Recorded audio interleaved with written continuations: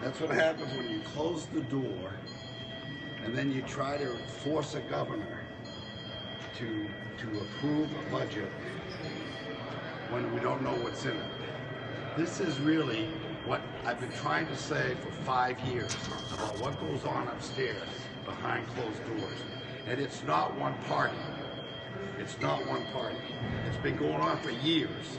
And matter of fact, if you check the records, since I've been the governor, there's been over $175 million of this kind of stuff going on at the end of every year through cascading. They all sit in a darkened room when everybody else is in bed, and they make these little deals among themselves. And it's in the last 4 years, the surplus every year, the last 4 years have been almost $176 million. And July 1 of every year, it's gone. And that's what I've been trying to stop. I may not be very articulate because I came from the streets. But this is really sad because this is what goes on, and it has been going on for years. And we need Mainers to understand their government is corrupt, and we need to have Mainers demand better from us. And so this is going to be our little Christmas tree, and this is the little piggy bank that the appropriators have behind the scenes where none of us are involved. Any questions? Why are these particular lawmakers on the tree? Because they're the appropriators. They're the ones that are doing it. There's some on there who want appropriations. But they're in their leadership. They accepted the budget the way it is, and they knew about that. Governor, you think there would be a place for any kind of like court action to prevent the legislature from breaking the full law? I mean, it's pretty clear in the law that budget negotiations and budget proposals are supposed to be discussed in public. We can waste more money, and I will tell you, it goes right to the Attorney General's office, and you're not going to get any help from them. The fact of the matter is, the Maine people have to demand better of their elected officials. And I'm serious, we have to demand better and more from the people that we elect to do the job of the people and to do it as honestly as possible. Now, am I the most, I might be a colorful guy. I might not be politically correct, which I choose not to be, but I am honest. And you know what I know. And I'm sitting in there right now and I'm appalled at some of the stuff I'm finding out I didn't know was in there. I'm finding out that instead of putting general assistance as a number, which we always have, they put it in language so I can't line item veto the illegal money that's going to be spent in the state. They're pretty tricky. They've been around a while. This is the kind of stuff that I ask the Maine people to stand up against. We don't want this kind of stuff. We don't deserve it, we don't need it, and we can do it honestly. We don't need these people that have been here forever, or these people come here to get a title on their resume rather than do the hard work that people ask of them. And believe me, it's a thankless job. I've been doing it for 5 years now. It is a thankless job, but you either do it right or you don't do it at all. Governor, you mentioned the cascade. Were there particular changes to the cascade in this budget that you're taking issue with? Every bit of it. I'm trying to eliminate cascading. I want all the surpluses of the state of Maine to go directly to the rainy day fund so everybody knows what it is. And if you choose to go into the rainy day fund and pull money out, then make a case for it. And the Maine people are not going to say no to you if you have a good case and a good reason.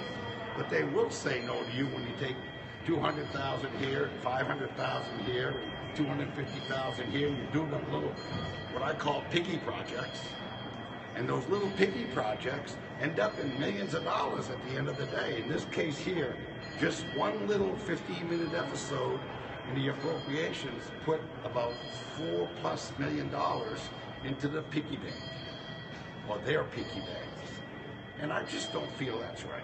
Governor, they told us, some of them told us yesterday they ran out of time to do this budget, you know, and not run into a shutdown. First of all, but they wait, will you all listen to me 1 minute here? There is no way they'll shut down unless the Democrats vote to shut down. And in fact, I am preparing a letter right now. We're going to go to ask the law court for an answer. This is it's all fear tactic. It is not true. It doesn't work that way.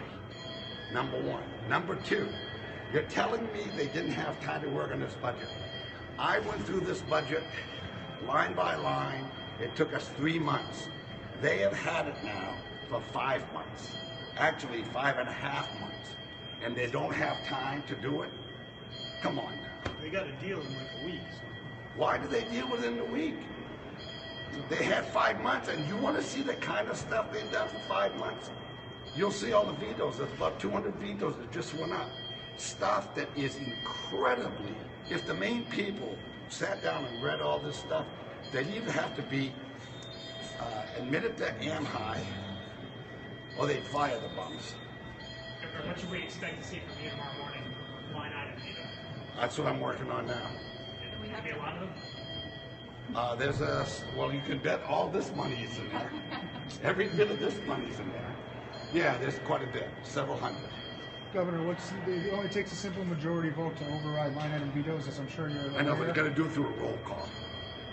I was going to ask you That takes why so time. many? Yeah. Because it takes time. And I want to show you that for 5 months they wasted our time. This time I'm going to waste a little bit of their time.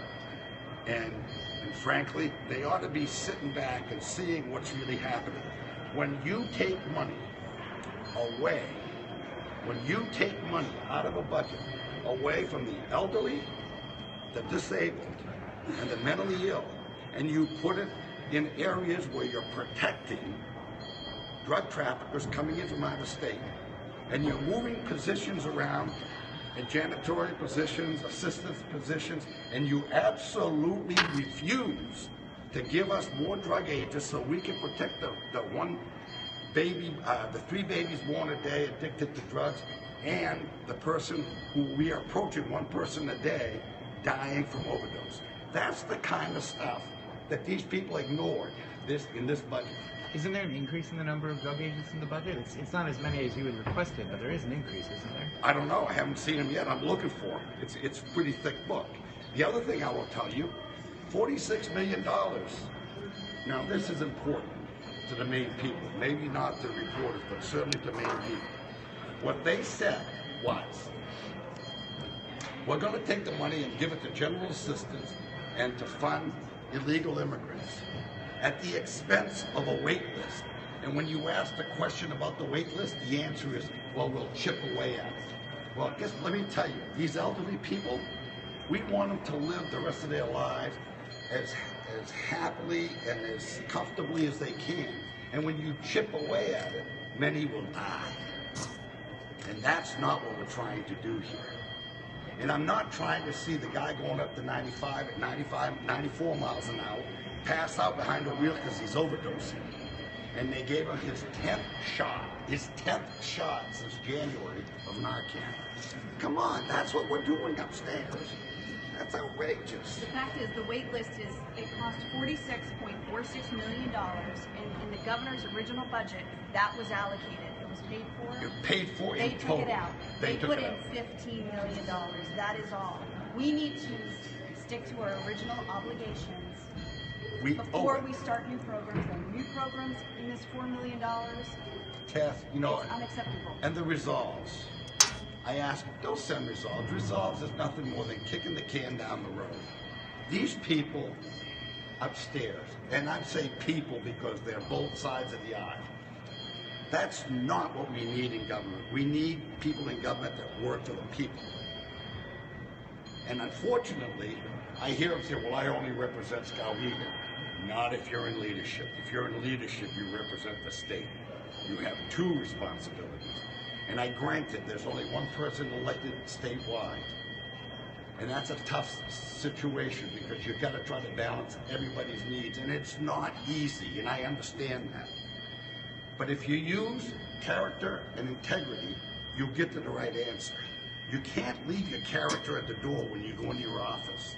And you sure as hell shouldn't leave it outside the door when you lock it. I gotta get you back. Okay? Thank you. I got a lot of lines to strike out.